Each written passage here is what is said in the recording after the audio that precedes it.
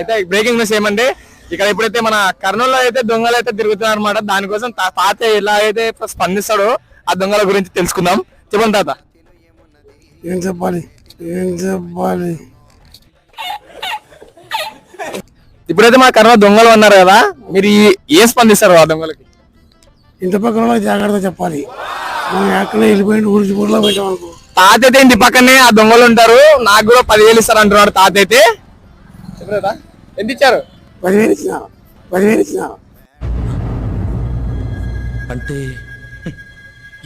తాతకైతే 10,000 అయితే ఇచ్చినారు అనమాట. ఇదైతే బ్రేకింగ్ న్యూస్ అయితే ఇప్పుడు కర్నూలు అయితే వస్తారనమాట. తాతను గురించి అయితే ఒకసారి అయితే ఫోటోలు తీసుకొని మీరు ఇప్పుడు తాత ఎంత ఇచ్చారు మీకు? మాకేమి 10,000 ఇచ్చినారు. 10,000 మళ్ళీ వేస్తాడు. ఏం కౌంటర్ సార్ ఇవి? ఇచ్చినారు. మీ ఇంటి పక్కన ఉంటారా?